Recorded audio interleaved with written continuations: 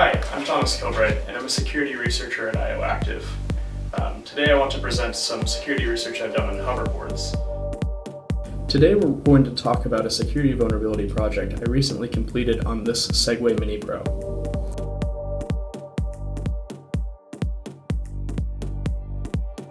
First, the attacker needs to launch the IOActive Android application, which is then used to gain unauthorized access to the hoverboard.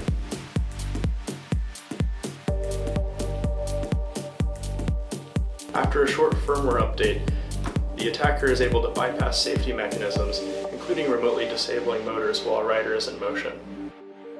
The attacker uses this newly gained access to wirelessly hack the firmware of the hoverboard. With this newly hacked firmware, someone can drive the hoverboard away, change light colors, or even cause a rider to crash by turning it off while they are in motion.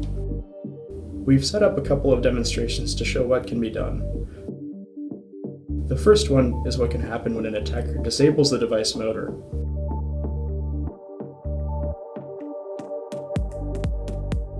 The second scene demonstrates how the owner of the device can be locked out and what else can happen when an attacker takes control.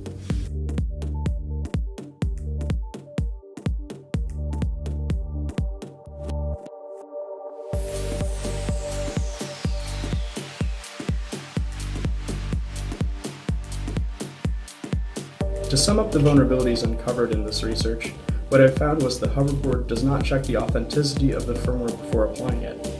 Also, each hoverboard uses the same PIN code to authenticate.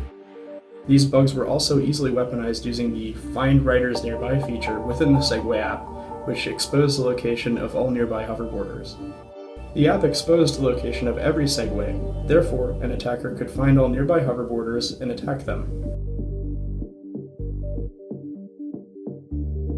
To prevent this from happening, I recommend that Bluetooth authentication is used, the firmware be encrypted, and that the firmware is checked for integrity and authenticity before being applied.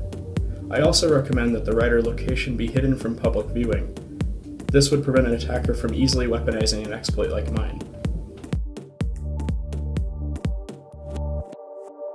I recommend that consumers stay current with app updates, and that they avoid hoverboards with unnecessary remote functionality. In summary, a rider could be easily hurt by a vulnerability like this, and it's important that companies mitigate these vulnerabilities before releasing products. It's also important that a user is aware of any remote features, and it's generally recommended to avoid any unnecessary wireless or remote features that may exist in your products to prevent vulnerabilities like this from being exploited.